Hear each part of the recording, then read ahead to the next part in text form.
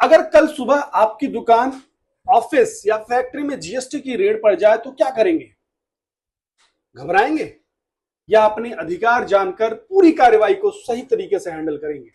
एक छोटी सी गलती आपको लाखों का नुकसान कर सकती है। साथियों, मैं हूं एडवोकेट मनीष द्विवेदी और जीएसटी रेट का काम सुनते ही, जीएसटी रेट का जो है नाम सुनते ही ज्यादातर व्यापारियों के हाथ पैर फूल जाते हैं। कई लोग घबराहट में ऐसे बयान दे देते हैं जो बाद में उनके खिलाफ इस्तेमाल हो सकते हैं।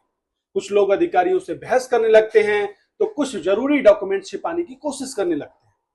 लेकिन क्या आप जानते हैं कि जीएसटी रेड के दौरान आपके भी कुछ कानूनी अधिकार होते हैं?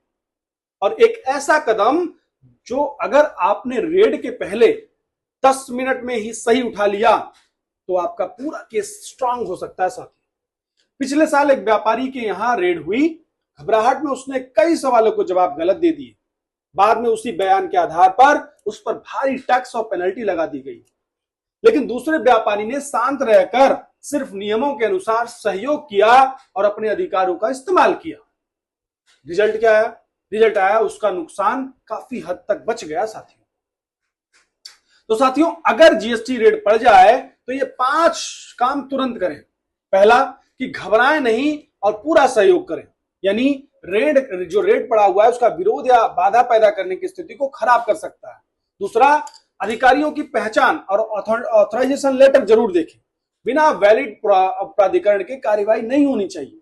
तीसरा, ध्यान रखना है किसी भी डॉक्यूमेंट पर बिना पढ़े सिग्नेचर ना करें। हर कागज को ध्यान से पढ़ें। चौथी बात का ध्यान रखना है गलत या अनुमानित बयान देने से बचें। जो फैक्ट पता है वही बताएं। पांचवी बात है कि तुरंत अपने जीएसटी कंसल्टेंट, एडवोकेट से, टैक्स एडवोकेट से उसको सूचना दें।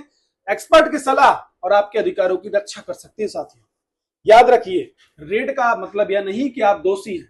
कानून आपको भी अधिकार देता है, डिपार्टमेंट को भी देता है।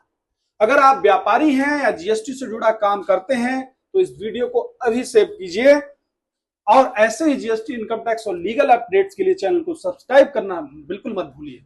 मिलते हैं नए टॉपिक के साथ, तब तक चैनल पे बने रहिए। जय हिंद, जय भारत।